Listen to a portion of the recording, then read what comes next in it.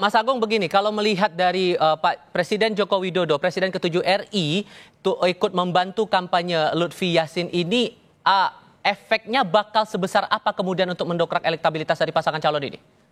Ya, pertama saya akan ngutip survei Litbang Kompas, Mas Tifal ya. Hmm.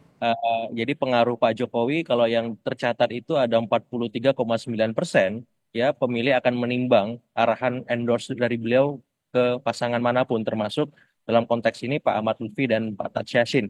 Artinya ini angka yang sangat besar dan sangat sangat menentukan ketika ketika kompetisinya kompetitif seperti Pilkada Jawa Tengah seperti itu. Yang kedua, ini kan pemilihnya kalau di Bang Kompas itu masih 43, sekian persen ya, Mhm. sangat tinggi ya, sehingga memang ada arahan pemilih itu bisa saja swing voters, undecided voters, tapi juga bisa pemilih transaksional ya. Ini menurut saya bisa jadi masukan untuk semua paslon, apakah itu Pak Ahmad Lutfi atau Pak Andika Perkasa, karena detik-detik akhir itu akan menentukan siapa pemenangnya, siapa yang paling konsisten, siapa yang paling masif menggarap semua segmen pemilih, termasuk ya ketika mereka melakukan agenda-agenda di darat.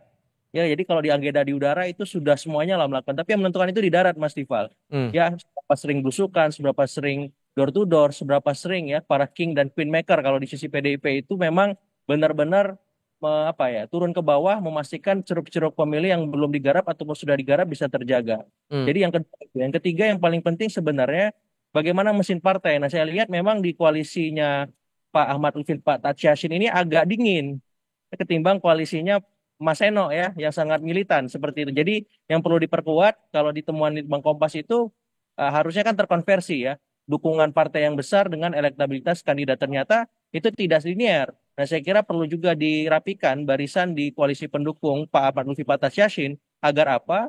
Agar bisa mengimbangi mesin politik yang dimiliki oleh Mas Seno dan Oke. teman-teman gitu kan. Nah, dengan data ini, sorry saya potong di situ. Dengan data SMRC tadi 50,4% untuk paslon nomor 1, nomor 2 47%, tapi tidak bisa dipastikan langsung siapa yang unggul karena suaranya cukup tipis begitu. Litbang Kompas juga demikian, 28,8 berbanding 28,1.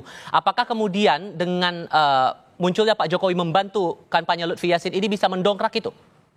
Otomatis, Mas. Karena sekecil apapun kontribusi elektoral yang apalagi ini Pak Jokowi ya, signifikan sekali karena beliau masih punya pengaruh dan itu sudah terbukti di Pilpres kemarin ya. Konversinya walaupun dengan berbagai macam intervensi dan instrumen, tapi beliau sebagai figur kita lihat memang cukup masif dimiliki, disukai oleh masyarakat khususnya di Jawa Tengah karena beliau besar kemudian punya rekam jejak kepemimpinan di sana ya, di Solo, kemudian sebagai presiden 2 periode dan saya kira hati-hati untuk PDIP juga. Jadi ketika memang hari ini Pak Ahmad Lutfi sudah disalib, sebenarnya untuk hal yang sama juga harus hati-hati ke PDIP karena Oke. PDIP dan Pak Andika kemarin sempat kecolongan di Pilpres ketika mengusung Mas Ganjar. Nah, Hmm. jadi